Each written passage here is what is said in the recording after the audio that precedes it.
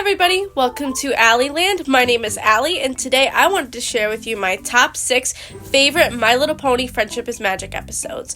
Without further ado, let's get started. Coming in at number 6, we have Season 6, Episode 9, Saddle Row Review. I really enjoy this episode for the comedy. There's a lot of lines and quotes that my fiance and I use with each other for this specific episode to this day. I don't know the first thing about clothes. Pretty much all I can do is look at something and tell you if it's clothes or not. This chair? Not clothes. On top of that, I think it was really cute seeing how fast and far Rarity's friends will scramble for her.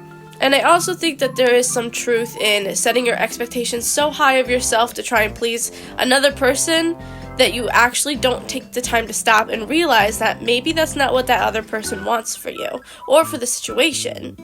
I also wanted to highlight that it was really cool for the writers to make the decision to actually utilize Plaid Stripes' ideas in some of the things that they were doing, because it really does bring to light that no matter what your strength is in life, there will always be room in this world for you to utilize that strength. Number 5 is Amending Fences, Season 5, Episode 12.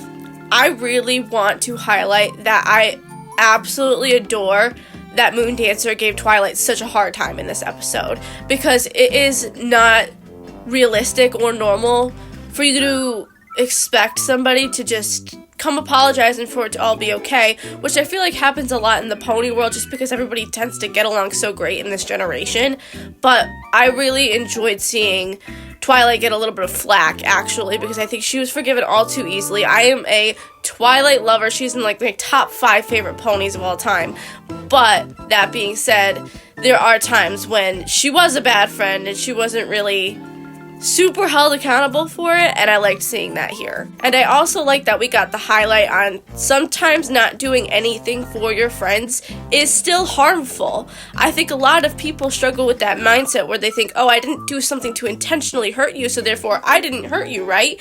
But sometimes not doing anything at all is the thing that hurts your friends. And I like how Moon Dancer wasn't expected to just take back all of her old friends either, because Twilight apologized and things are okay now. They did bring back some of the friends that Moon Dancer had after Twilight left that she kind of iced out on her own, showing up saying, hey, we're still here for you, we still care about you. And I think that is exactly the kind of support system she needed, other than, hey, all of these ponies from years ago, let's all be friends again, because old times.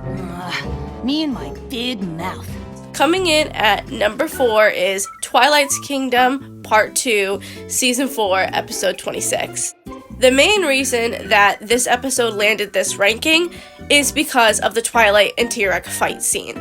When I first saw that fight scene, I was absolutely feral, and I stand by to the end of time that this battle scene was the most brutal and powerful display that Friendship is Magic has ever written or animated or executed. Twilight is carrying 4 Alicorn Princesses' magic inside of her, and T-Rex got the magic of the rest of the fucking world. It's an insane battle. But all of that aside, I do appreciate the timing of Twilight getting her key to the chest, because I feel like that pressure really was needed to drag out the princess thing, because the princess thing happened so early. The princess thing just happened last season. She doesn't know anything about what the hell she's doing. So I really like that they made her sit on it and kind of question, and I do like that even after she sat on it and questioned and she got the castle, she still sat on it and questioned because she didn't know what she was doing. She got coronated at such an early time that there was really no true way for us to know, or for her to know, what she was supposed to be doing. So I really like and appreciate that they took the time to drag that out. Where is your magic? Number 3, Tanks for the Memories, Season 5, Episode 5. This was a really emotional episode, specifically because it had themes of pet loss. We see Rainbow Dash go through all the stages of grief, denial, anger, bargaining, depression, and acceptance. The short fuse, the snapping, the wanting to be able to ruin winter.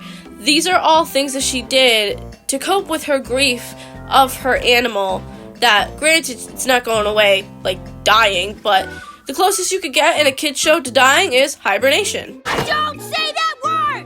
This episode makes me cry every time, and I think that it's a really healthy episode, especially for younger audiences, to really truly digest what loss feels like. And I feel like the execution on that, as to not completely traumatize children and make it a really heavy topic, it was done very well. Number 2, Do Princesses Dream of Magic Sheep, Season 5, Episode 13. Now this episode hits me in my soul because it does contain underlying themes of self-harm, which is represented by the Tantibus. The Tantibus is a culmination of shame and self-hatred that was created by Princess Luna to punish herself. And if that doesn't sound like self-harm to you, or self-injury of any kind, I don't know how educated you are, really. Because it's clear as day to me. And I love the way that they combated the issue towards the end, when the main 6 really had to convince her that she was worthy of love and adoration and forgiveness. And the way that was done was by portraying to the audience, which is us, that in order to truly forgive yourself and let go, sometimes, not all the time, but sometimes it requires you taking a breath and focusing on in the moment, because all of these other feelings that are being emitted from the Tantibus are feelings of the past. So if you immerse yourself in the moment and you truly listen to the people around you, and you take into consideration their current thoughts and versions of you, it makes it a lot easier for you to forgive yourself. But you have to remain in the moment. Otherwise, it's not gonna matter what these people say. When you're in a really dark place, sometimes it's easier to trust the people around you to pull you out than yourself. Coming from personal experience, because sometimes you don't feel like you can be saved, and you don't feel like you're worthy of being saved, and it takes truly listening and actually opening your ears to the people around you in order to verify that you actually are, though. Now, I know how number 1 is going to go for half of you. Half of you are going to grab your torches and pitchforks and you're going to burn me at the stake. And you're going to go, Allie, why is that your number 1? Especially when you had Do Princesses Dream of Magic Sheep as your number 2. But the main reason, well, not the main reason, the only factoring reason that mattered in putting this at number 1 on the list is because I watch it more. I would put this episode on to chill out, to have a feel out, to just feel all my feelings. Just whenever the situation requires it, I will pull this episode up because I really do just love watching this episode. Number 1, Crusaders of the Lost Mark, Season 5, Episode 3. I'm telling you, put your pitchforks away. Let me just explain, and then you can bring them back out. The biggest reason I love this episode so much is because it does hit an emotional string for me with Diamond Tiara and the way that she feels. Her song, The Pony I Want to Be, the first time it plays, not the reprise, actually hits me in my feels because it does touch on my own feelings that I have of myself, of setting higher expectations for myself to be another way in a time where I didn't know how to be another way. So I wanted to, and I really struggled to understand how to. And that's what is portrayed in this song and in this episode by Diamond Tiara so clearly. And I mean, if you ask my opinion, the Crusaders didn't have to come back for this bitch. She could have just been miserable on her own because she had inflicted so much pain and suffering on the Crusaders, but the Crusaders actually taught a valuable lesson to our, yet again, younger audience that, you know, if somebody is mean, that doesn't always mean that they don't like you. It usually just means that they're struggling, which is not an excuse, but maybe you can help. And I like the Cutie Mark Crusaders' new cutie marks. I do like them. I guess I do kind of understand why most of you are like, no, they should have gotten their own cutie marks, and it's so dumb that they all are so similar or practically the same. And I just do want to say that it makes sense for what they do.